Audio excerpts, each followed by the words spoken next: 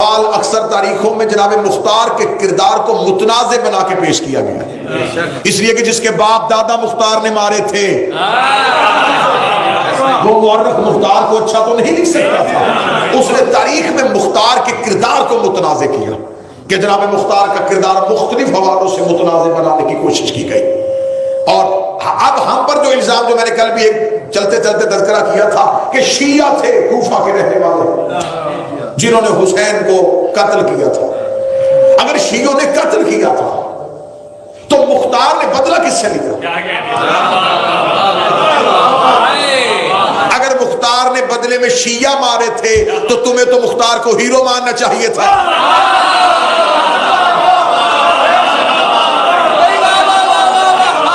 بھئی مختار نے تو انتقام قاتلان حسین سے لیا تھا، تو اگر آپ کی نظر میں شیعہ ہی تھا قاتلان حسین تو یہ تو آپ مانتے ہیں کہ مختار نے انتقام لیا تھا اور مختار نے بدلہ لیا تھا۔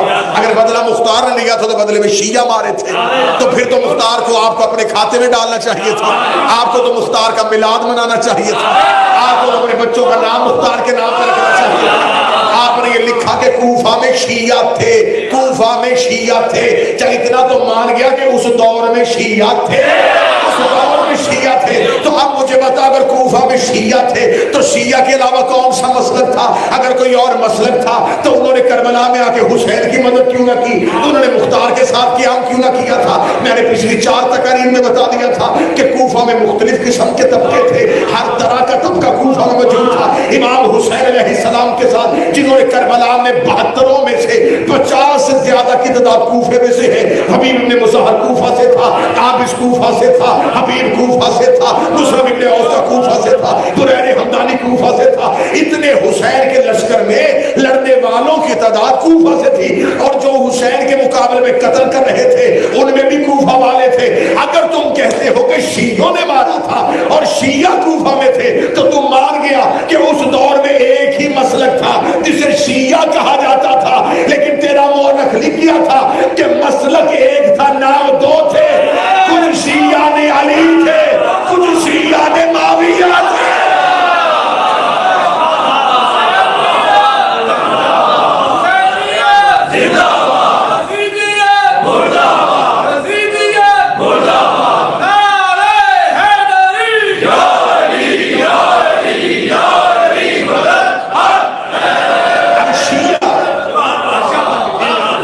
شیعہ گروہ کو کہا جاتا ہے، اور اگر میں لفظ شیعہ کی تعریف میں پوری مجلس پڑھوں تو پوری مجلس گزر جائے کہ قرآن نے کہا کہ نوح شیعہ تھا، نوح آدم کا شیعہ تھا، ابراہیم کے لیے کہا قرآن نے، آیت آئی ابراہیم نے خود کہا کہ میں بھی شیعہ ہوں، اور فصل نے کہا ابراہیم نوح کے شیعوں میں سے۔ اہل سنت کی سینکڑوں کتابوں سے میں حدیث رسول کی نکھار کی تھی، یا علی انتا و شیعتکہم الفائزون، اے علی تو اور تیرے شیعہ ہی قیامت والے دن کامیاب ہیں۔ یہ لفظ شیعہ تو ملتا ہے، اور کوئی لفظ اور کوئی مسلک نہیں ملتا، تو پھر یہ ماننا پڑے گا کہ مسلک ایک ہی تھا، پھر اسی مسلک کا رنگ بدل کے کسی نے اسے اپنے لیے استعمال کیا تھا۔ کیونکہ بابا جی مجھے 4 دن ہو گئے مسلسل تاریخ پڑھتے ہوئے، تو آج 5ویں مجلس کل کہاں سے گفتگو چھوڑ دی تھی کہ جناب مسلم بن عقیل کو سفیر بنا کے روانہ کر دیا گیا تھا۔ اب جو روزانہ کی مدرسوں میں آ رہے ہیں انہیں وہ مجلسیں یاد ہیں کہ جناب مختار نے کوفہ سے باہر جا کے جناب مسلم کا استقبال کیا، اور استقبال کر کے جناب مختار اپنے گھر لے آئے۔ جب جناب مختار اپنے گھر لے آئے تو جناب مختار نے وہ جو 150 افراد تھے جنہوں نے خطوط لکھے تھے ان تمام کی پہلی میٹنگ کال کر لی اور ان کو اپنے گھر بلا لیا، اور بلا کے کہا کہ دیکھیں سفیر حسین ہمارے درمیان موجود ہیں۔ صبح کو کوفہ کی مرکزی مسجد میں سرکار مسلم تشریف لاتے ہیں، اور تاریخ کہتی ہے 20,000 افراد امام حسین کی بیعت مسلم کے ہاتھ پہ کرتے ہیں۔ امام کی بیعت کروانے کے لیے ہاتھ بھی مسلم جیسا چاہیے۔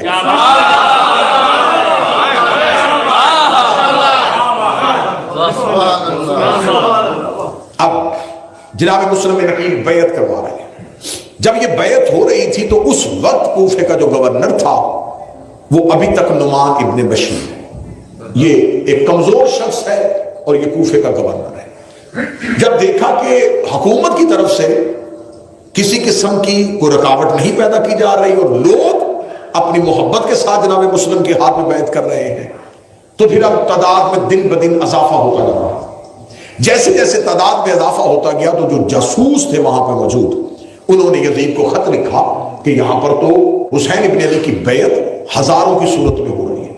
اس نے فوراً ایک تیز رفتار قاصد کو بصرہ کی جانب روانہ کیا۔ بصرہ میں عبید اللہ ابن زیاد نامی ملعون جو تھا وہ بصرہ کا گورنر تھا، اسے کہا کہ میرا خط ملتے ہی فوراً لمحہ دیر کیے بغیر تو بصرہ سے کوفہ پہنچ، نعمان ابن بشیر کو معزول کر اور جا کے کوفہ کا چار سنبھال لے، اور جتنی سختی مسلم اور مسلم کے ساتھیوں کی ہو سکتی ہے کر، میں تجھے مکمل اختیارات دے دوں کہ تجھے اب کسی قسم کا نیا حکم نامہ منگوانے کے لیے مجھے علیحدہ خط لکھنے کی ضرورت نہیں کہ میں یہ کروں یا نہ کروں، تو جو بھی کرے گا وہ مجھے قبول ہوگا، یعنی کہ اس کو مکمل اختیارات دے دیے گئے۔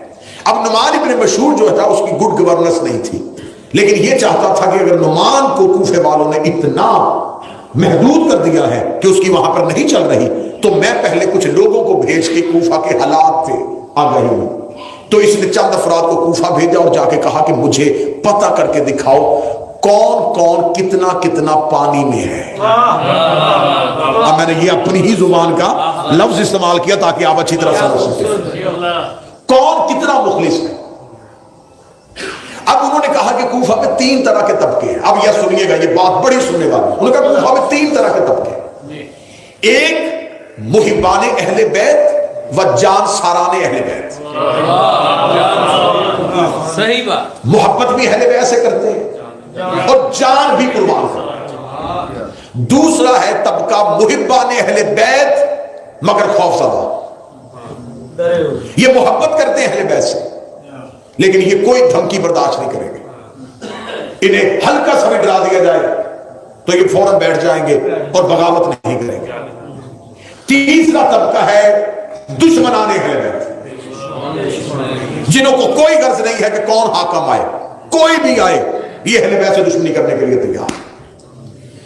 اس نے فوراً دوبارہ اگلا خط لکھا کہ مجھے بتاؤ جان سران اہل بیت کی تعداد کتنی ہے، جو جان قربان کر سکتے ہیں وہ جان سران اہل بیت کتنے ہیں۔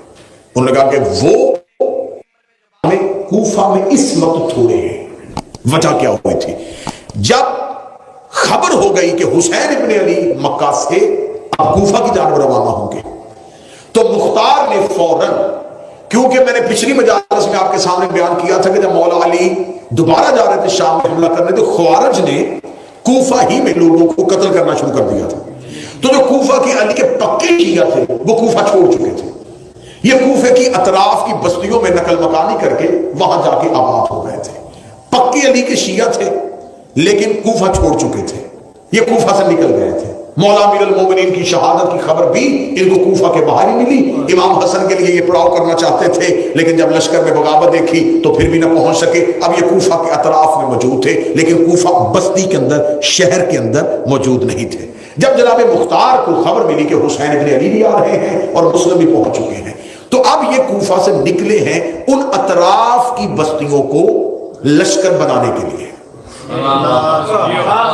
جب یہ گئے ہیں تو انہوں نے کہا میں اکیلا نہیں جاؤں گا، انہوں نے حبیب ابن مظاہر کو اسدی قبیلے کے لیے بھیج دیا کہ جتنے تیرے قبیلے کے لوگ باہر جا کے بعد ہو رہے تو اکٹھا کر۔ مسلم ابن اوزجہ کو بھیج دیا، عابس شاکری کو بھیج دیا، بریر حمدانی کو بھیج دیا، یعنی کہ جو پکے لوگ تھے جنہوں نے جناب مسلم کے دست و بازو بننا تھا یہ کوفہ سے نکل گئے اطراف میں لوگوں کو اکٹھا کرنے کے لیے تاکہ باہر سے دوبارہ لشکر اکٹھا کریں اور اکٹھا کر کے ہم کوفہ کے دارالامارہ پہ حملہ کریں اور ان سے تخت واپس لیں، کم از کم کوفہ تو ان سے واپس لیں۔ اب یہ جو میں نے کل وعدہ کیا تھا کہ یہ افراد کہاں تھے جب جناب مسلم کی شہادت ہوئی، تو اب یہ کوفہ سے نکل چکے ہیں، یہ اطراف کی بستیوں میں چلے گئے ہیں لوگوں کو تیار کرنے کے لیے۔ اور جاتے ہوئے جناب مختار جناب مسلم کو ہانی بن عروہ کے گھر چھوڑ کے چلے گئے۔ یہ ہانی بن عروہ کوفہ میں کیوں رہ گیا تھا؟ اس کی کوفہ میں رہنے کی تاریخ کہتی وجہ یہ ہے کہ اس کا قبیلہ بڑا مضبوط تھا، یہ بنی مزبہ بنی مراد کی ایک شاخ تھی، اس قبیلے کا سردار تھا، اتنا مضبوط قبیلہ تھا کہ جب یہ عام روٹین میں بھی گھر سے نکلتا تھا تو 200 نوجوان اس کے ساتھ چلتے تھے۔ 200 نوجوان ہر وقت مسلح، یعنی کہ اس کے جو پرسنل گارڈ تھے، حفاظتی دستہ تھا، وہ 200 قبیلے کے نوجوانوں پہ تھا، اور اس کی پورا قبیلہ بلا شرکت غیر اس کی بات کو مانتا تھا۔ یہ بزرگ ہو گئے تھے، بڑھاپا تھا ان کا، لیکن قبیلے کے سردار تھے۔ جناب مختار جاتے ہوئے ہانی کے گھر جناب مسلم کو چھوڑ گئے کہ آپ یہاں قیام فرمائیں گے، میں باہر سے لشکر ترتیب دوں گا، ہانی کوفہ میں آپ کا ساتھ دے گا، ہانی کوفہ سے دستہ اٹھائے گا، میں باہر سے لوگوں کو آؤں گا اور ہم دارالامارہ پہ قبضہ کریں گے تاکہ حسین کے آنے سے پہلے کوفہ ہمارے قبضے میں آ جائے اور ہم حسین کو تخت کوفہ میں بٹھا دیں۔ پھر جب حسین کوفہ میں آ جائیں گے پھر ہم دستہ لے کے نکلیں گے، پھر ہم بصرے جائیں گے، پھر ہم شام جائیں گے، پھر ہم باقی فتوحات کریں گے، لیکن کم از کم امام حسین کے آنے سے پہلے ہمیں کوفہ کلیئر کرنا ہے۔ توجہ ہو رہی ہے بہت کی بیان میں؟ اب جناب مختار جا چکے، جناب ہانی بن عروہ کے گھر سرکار مسلم پہنچ چکے۔ اب جب خبر ملی ابن زیاد کو کہ یہ بہت نادر موقع ہے کہ مسلم کے قریبی ساتھی اس وقت کوفہ میں موجود نہیں، اگر آ سکتا ہے تو یہ وقت بڑا قیمتی ہے، اس میں پہنچ جاؤ، کیونکہ جو لوگ انتظار کر رہے ہیں ان میں لڑنے کی شدت نہیں۔ میں نے پہلے کہا تھا کہ مجلس کو تاریخ سمجھ کے نہ سنیے گا، آج کا دور سمجھ کے سنیے گا۔ امام آنے والے تھے اور 3 طرح کے طبقے کوفے میں کام کر رہے تھے۔ ایک وہ تھے جو سوچ رہے تھے کہ امام آئیں اور ہم جانے قربان کریں، ایک وہ تھے جو کہتے تھے کہ امام آ جائیں لیکن ہم اپنی دنیا داری، عیش و آرام، چین، سکون، اس میں کوئی کمی نہ آئے، اس میں کوئی خلل نہ آئے، ہمیں اولاد کا دکھ نہ دیکھنا پڑے، ہمیں نقل مکانی نہ کرنی پڑے، ہمیں کوئی چیز قربان نہ کرنی پڑے، بس آ جائیں، آسانی سے آ جائیں تو ہم بیعت کر لیں گے۔ یہ جو درمیان والا طبقہ تھا نا، جنہوں نے اس سوچ کے ساتھ امام کا انتظار کیا، ان پہ آج بھی لعنت ہو رہی ہے،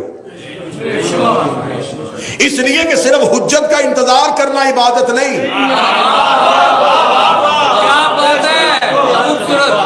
اگر آپ نے خود کو ہی تیار نہیں کیا، آپ نے اپنے آپ ہی کو مضبوط نہیں کیا، تو کیا مختار ان میں نہیں رہتا تھا؟ مختار انہی میں تھا نا، تو انہی میں رہنے والا مختار خود کو اتنا مضبوط کیوں کر رہا تھا؟ اور آج مسلم بن عقیل سرکار کے روضے پہ جاؤ تو ہانی کی قبر میں سلام کیوں ہو رہا ہے؟ ہانی کسی نبی کی اولاد نہیں، نسل امام نہیں، لیکن آج بھی ہانی کی زیارت پڑھی جا رہی ہے، آج بھی ہانی کی زری چومی جا رہی ہے، آج بھی مختار کی زری چومی جا رہی ہے، اور وہ جو کوفہ کے کردار جو صرف انتظار کر رہے تھے وہ تاریخ میں فراموش ہو گئے۔ اب صرف انتظار امام کے لوگوں میں شدت نہیں تھی، اور جب انتظار کرنے والوں میں شدت نہ ہو تو ابن زیادوں کو موقع مل جاتا ہے۔ کیا بات ہے! 8 یا 9 بندے بھی بات کو آج کے پیغام میں سمجھیں گے تو یہ گفتگو آپ کے لیے نصیحت بن جائے گی۔ یعنی کہ اتنی تعداد، اور ابن زیاد کو ڈاری کوئی نہیں، تعداد شیعوں کی جتنی بھی زیادہ ہو، اگر ان میں مقابلہ کرنے کی سکت نہ ہو نا تو دشمن کو کوئی ڈر نہیں ہوتا، اسے کوئی خوف نہیں تھا، اسے کہا ٹھیک ہے شدت چیک کرو کتنی ہے، انہوں نے کہا کوئی شدت نہیں ہے، قیام کرنے کی صلاحیت نہیں ہے، سکت ہی نہیں ہے، لڑنے والے نہیں ہیں، بس دعوے کر رہے ہیں، خط لکھ رہے ہیں، آ جائیں، الاجل کہہ رہے ہیں۔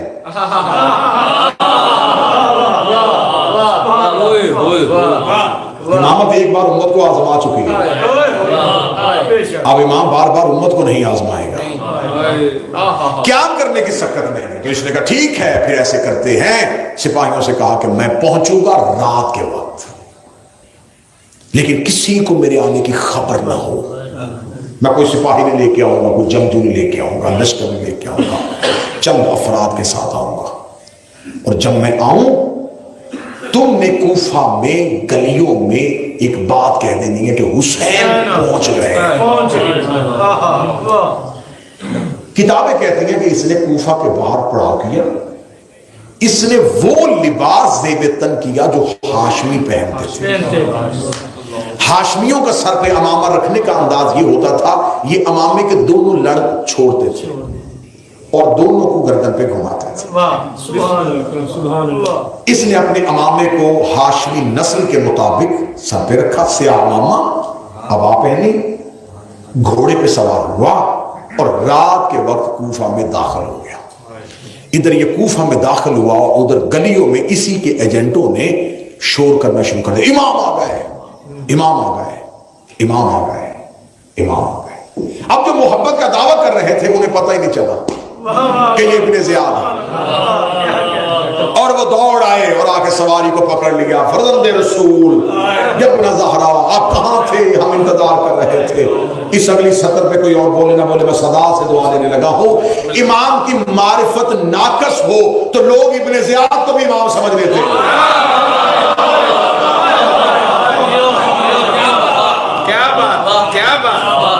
ये नाकिस मारिफत थी, ये मारिफत नाकस थी।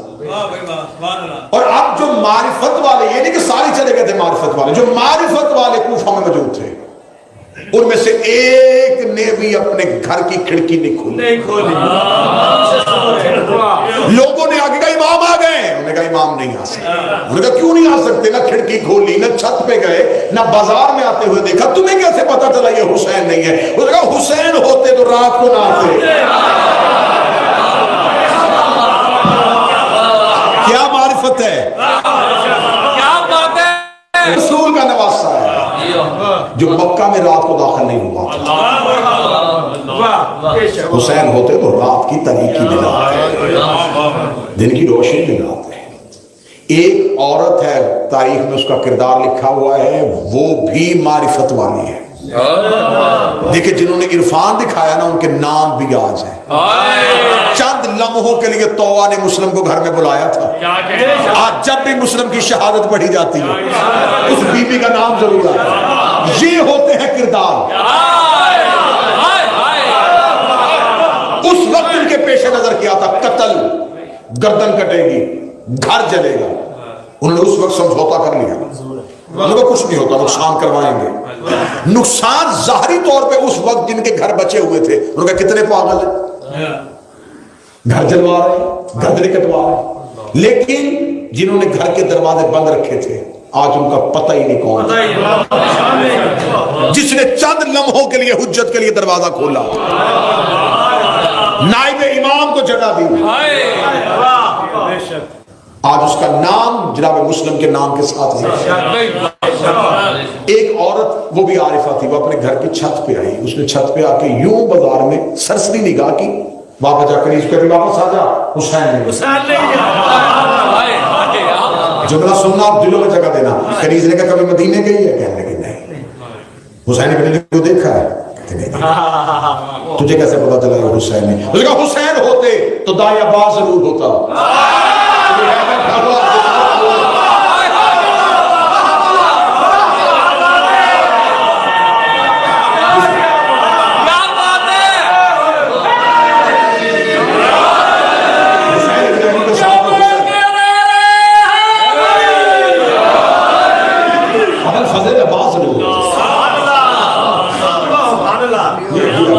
अब्बास के बगैर हुसैन कैसा, वो हुसैन कैसा जो गाजी के बगैर,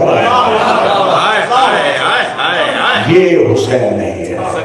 क्या खिताबत है। धोखा हो गया उम्मत को, भाई धोखा हो गया उम्मत को कि उन्होंने जालिम को इमाम बना लिया। अब इमाम हुसैन देख भी रहे थे, जान भी रहे थे और कूफे वालों की इस चीज से वाकिफ भी थे। जब हुसैन इब्ने अली कूफा से थोड़े फासले पे थे तो उन्होंने मानने वालों को इस आजमाइश में क्यों डाला। आज के पैराए में गुफ्तगू सुनना। हुज्जत ज़हूर जब करीब करती है एक बार मानने वालों को तोड़ती है, पहले किसी जालिम को भेज के देखती है ये कितने पक्के में है। अब पता चला कि 12वें से पहले दज्जाल क्यों आएगा।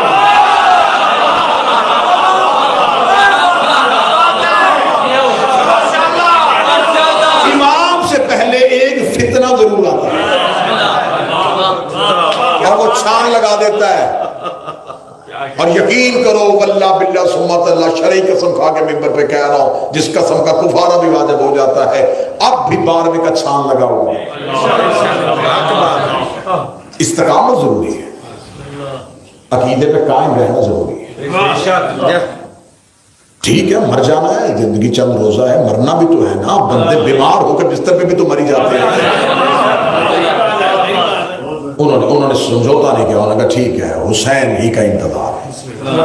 اتنا دھوکہ ہوا کہ جو کوفے کا گورنر تھا نعمان بن بشیر، اسے بھی نہیں پتا کہ یہ ابن زیاد ہے۔ کتابیں کہتے ہیں وہ اپنے دارالمارا کی چھت پہ جا کے کہنے لگا حسین مہربانی فرمائیے، میں آپ کے قتل میں ہاتھ نہیں ڈالنا چاہتا، اپنے ساتھیوں کو لے کے واپس پلٹ جائیے، دارالمارا کی طرف نہ بڑھیے، کوفہ آپ کے لیے خطرہ ہے۔ یہ ابن زیاد ہے، بالکل دارالمارا کے نیچے جا کے اپنے نقاب کو اتارا اور اس کی طرف گھور کے دیکھے کہا کہ ملاؤں میں حسین نہیں، کہ تو کوفے کا حاکم ہو گئے حسین سے اتنا خوف زدہ ہے۔ یہ میں تاریخ پڑھ رہا ہوں، یہ دارالمارا پہنچتا ہے، اسے کہتا اپنے تو عہدے سے معزول، اور کوفے کا گورنر اب میں اسے حاکم کی چٹھی دیتا ہے اور کوفے کا چارج سنبھال دیتا ہے۔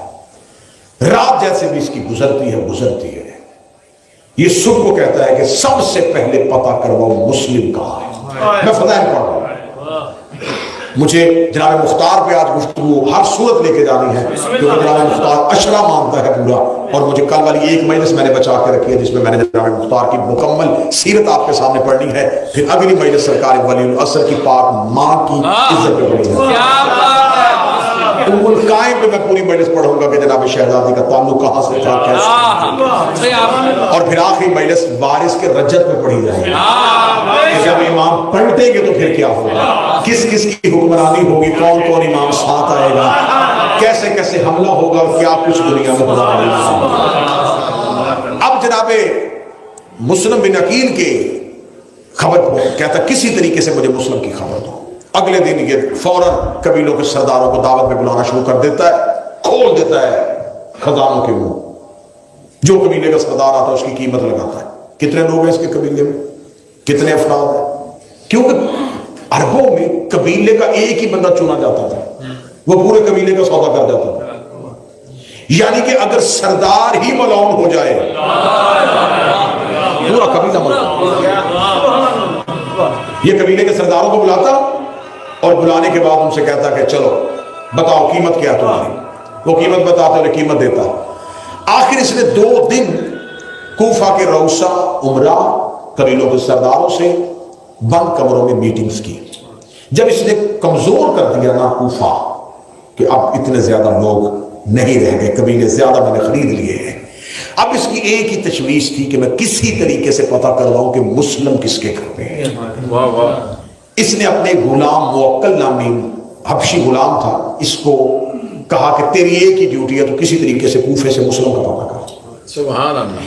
اس نے جناب مسلم کے اور مولا حسین کے چاہنے والوں سے کہا کہ میں بھی حسین کا چاہنے والا ہوں اور میں مسلم کے ہاتھ میں بیعت کرنا چاہتا ہوں۔ مسلسل یہ بار بار دروازوں پہ جاتا اور آخر شریک آؤل حارثی مولا کے ایک صحابی ہیں، وہ بزرگ ہیں، وہ مسجد میں نماز پڑھ رہے تھے، اس نے انہیں جا کے قرآن پہ ہاتھ رکھ کے قسم دی۔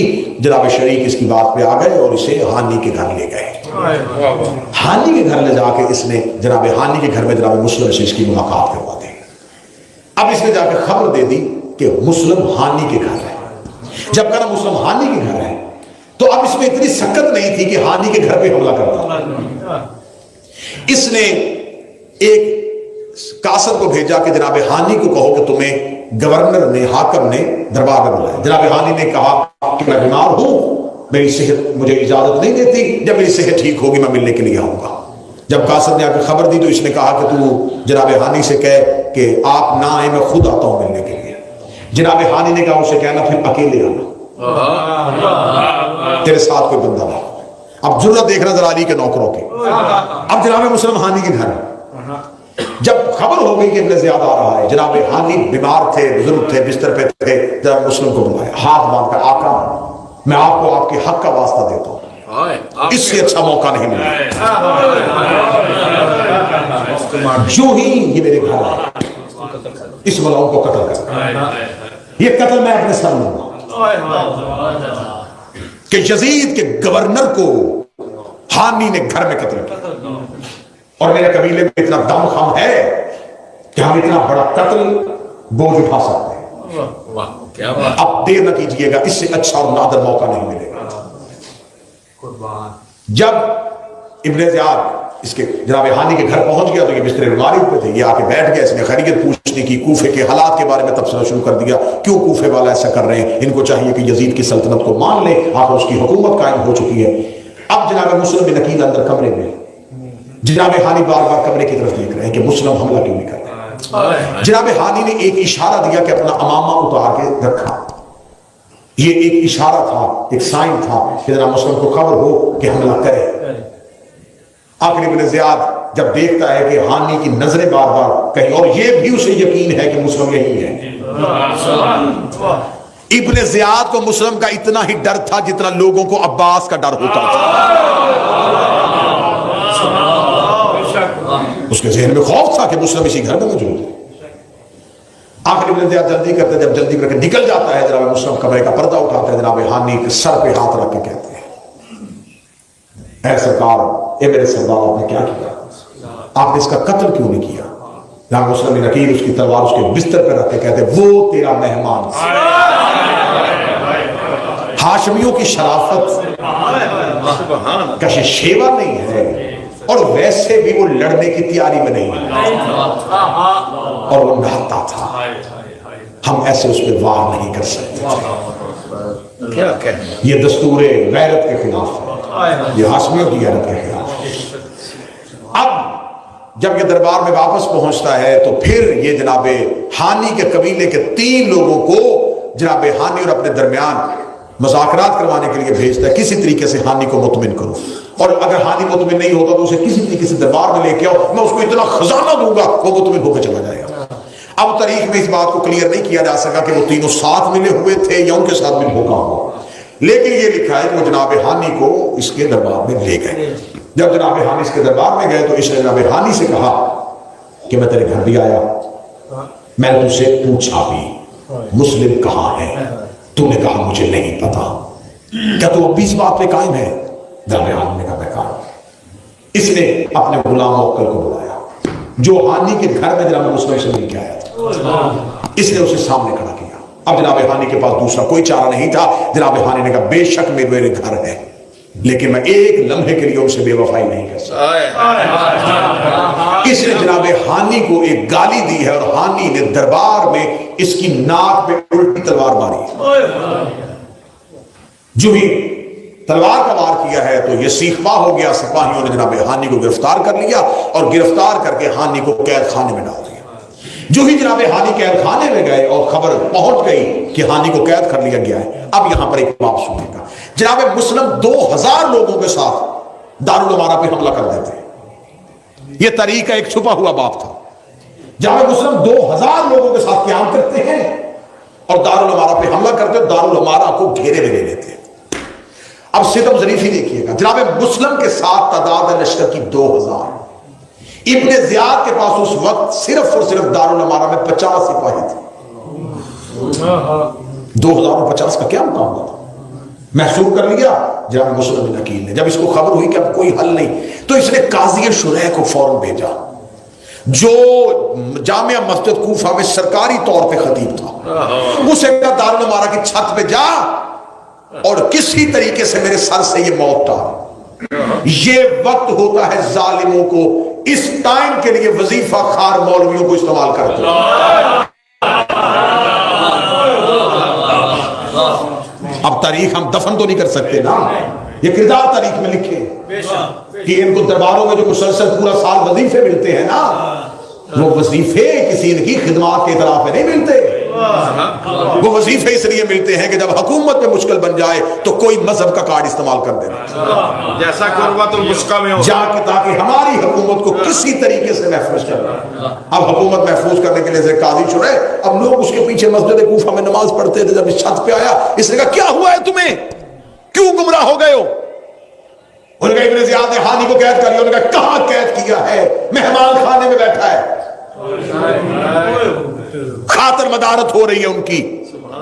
میں قسم دیتا ہوں اللہ اور اس کے رسول کی, میری بات پہ یقین کرو, ان کے درمیان مذاکرات ہو رہے ہیں اور بالکل امن میں ہیں. ایسا کیسے ہو سکتا ہے ابن زیاد ہانی کے لیے کچھ ایسا کرے اور میں یہاں بیٹھا رہوں؟ تقریر اتنی جذباتی تھی, کچے ذہن پگھل گئے. یہی بات ہے کہ حجت کے جب حجت ہو نا یا امام کا وارث موجود ہو, پھر چاہے کوئی بھی مقدس نما ہو, دھوکے میں نہ آنا. غیبت کی کتابیں, غیبت نعمانی, غیبت توسی, جو مذہب جعفریہ کی غیبت کی معتبر کتابیں ہیں, اگر ممبر پہ حدیث نہ دکھاؤں تو زندگی بھر مجھے ممبر پہ نہ آنے دینا کہ جب تمہارا امام آئے گا تو تمہارے ہی علماء میں سے ایک لشکر امام کے سامنے آ کے کہا فرزند رسول واپس چلے جائیں, ہمیں آپ کی ضرورت نہیں ہے. یہ لکھی ہوئی حدیثیں. وہ کون ہوں گے؟ وہ شیعت کے لبادے میں ہوں. اور میں نے لفظ استعمال کرنے کے لیے عالم کہہ دیا, ورنہ عالم ہو ہی نہیں سکتا. نجف میں ایک عارف سے کسی نے آگے شکایت کی کہ آپ کے مدرسہ کے ایک طالب علم نے چوری کر لی ہے. انہوں نے کہا جملہ ٹھیک کر, یہ نہ کہے کہ نجف کے طالب علم نے چوری کر لی ہے, یہ کہ ایک چور طالب علم بن گیا. کچھ مولوی نہیں پیچھے ہٹیں گے, کچھ گستاخ مولویت کے لبادے میں آ جائیں جب لوگوں کو حجت سے پیچھے کر دیں, امام سے پیچھے. قاضی شرح نے وہی کردار ادا کیا. اس نے لوگوں سے کہا میں قسمیں دے رہا ہوں, میں کہہ رہا ہوں نہیں ہے. آخر جناب مسلم کا لشکر ہٹنا شروع ہو گیا. اوپر سے قاضی شرح بول رہا تھا اور نیچے سے جو اس کے تنخواہ دار تھے وہ کیا کہہ رہے تھے لوگوں کو روک روک کے, کیا کر رہے ہو؟ 5 لاکھ کا لشکر شام سے چل پڑا ہے جو یزید نے بھیجا ہے. وہ پہنچ گیا بالکل کوفے کے باہر. وہ 5 لاکھ ہیں, کوفے میں آ گئے تو تمہیں کون بچائے گا؟ حسین ابن علی تو بھی آئے نہیں. گھروں میں جاؤ, حسین کا انتظار کرو. حسین آئے تو پھر لڑنا. حسین سے پہلے کیوں لڑ رہے؟ ادھر سے اس کی تقریر, نیچے سے یہ فتنے. ایسا کام ہوا کہ جناب مسلم دارالامارہ کے باہر صرف جناب ہانی کے خاندان کے لوگوں کے ساتھ کھڑے. اور جناب مسلم نے ہانی کے خاندان سے کہا قدم نہ ہٹانا, ہم اکیلے حملہ کریں گے. جب اس کو خبر ملتی ہے کہ لوگ تو چھٹ گئے ہیں, جا چکے ہیں, لیکن مسلم ابھی تک دارالامارہ کے باہر موجود ہے اور ہانی کے خاندان کے افراد موجود ہیں. یہ ملاؤں جناب مسلم کو مزید کمزور کرنے کے لیے یہ جناب ہانی کے خاندان میں سے چند لوگوں کو خریدتا ہے اور ان سے کہتا ہے کہ تم مسلم کے سامنے کھڑے ہو جاؤ کہ ہانی ہمارے قبیلے کا ہے, ہم اپنے قبیلے کے سردار کی خود بات کریں گے, تم تب آنا جب حسین آئیں گے. بس یہ وہ وقت ہوتا ہے کہ جب میں مصعب نہیں, میں فضائل کا, کیونکہ یہ موڑ ایسا آ گیا تھا کہ یہاں یہ مثال دینی واضح تھی. اب یہ وقت آ گیا کہ جناب مسلم بالکل تنہا ہو گئے. ادھر مسلم تنہا ہو گئے, ادھر مختار کو خبر مل گئی کہ ابن زیاد گورنر آ گیا ہے, دارالامارہ میں محصور کر لیا گیا ہے ہانی بن عروہ کو, اور جناب اب مسلم نے 2000 کے دستے کے ساتھ دارالامارہ کا گھیراؤ کر لیا ہے. جناب مختار اپنے گھوڑے کو دوڑاتے ہیں اور کوفہ کی جانب چل پڑتے ہیں, اور جو جناب مختار نے چند لوگ اکٹھے کیے ہوتے ہیں ان کو ساتھ لے کے یہ جب کوفہ آتے ہیں تو کوفہ کی باہر والی دیواروں کو بند کر دیا جاتا ہے. فوجیں باہر کھڑی ہو جاتی ہیں کہ باہر سے کوئی اندر نہ آنے پائے. جناب مختار کوفہ سے چند فرسخ کے فاصلے پہ یا تو پیچھے سے آنے والے لشکر کا انتظار کر رہے تھے یا کسی اچھے موقع کا انتظار کر رہے تھے, جب انہیں خبر مل گئی کہ ہانی اور مسلم دونوں کو شہید کر دیا گیا. جو ہی یہ خبر ملتی ہے تو اب جناب مختار اپنے سر و سینے کو پیٹتے ہیں اور آہو فغاں کر کے کوفہ کی طرف منہ کر کے ایک نوحہ پڑھتے ہیں, وائے ہو کوفہ والو, تم نے حسین کے قاصد کے ساتھ انصاف نہیں کیا. کاش میں کوفہ کو نہ چھوڑ کے جاتا, میں سر تن من قربان کر دیتا, لیکن مسلم پہ آنچ نہ آنے دیتا. اب اگر فرزند رسول آ گئے تو میں کیا منہ دکھاؤں گا, اب اگر رسول کا بیٹا کوفے میں آ گیا تو میں کیا منہ دکھاؤں گا کہ ہم اس کے سفیر کو نہ سنبھال سکتے. یہ ایک لوہا بلند کرتے ہیں اور جناب مسلم کوفہ کی بے وفائی سے اتنے چکنا چور ہو جاتے ہیں کہ جناب مختار سرنڈر کر کے خود گرفتاری دے دیتے ہیں. سپاہیوں کے قریب آ کے جناب مختار خود گرفتاری دے دیتے ہیں کہ اب کوفہ میں لڑنے کی سکت نہیں، لیکن کم از کم میں اپنی زندگی میں یہ نہیں دیکھ سکتا، اور اپنے غلام کو پیچھے کی طرف روانہ کرتے ہیں کہ میں جا رہا ہوں گرفتار ہونے کے لیے، حسین ابن علی کو خبر دے جہاں بھی ہیں ابھی کوفہ آئیں.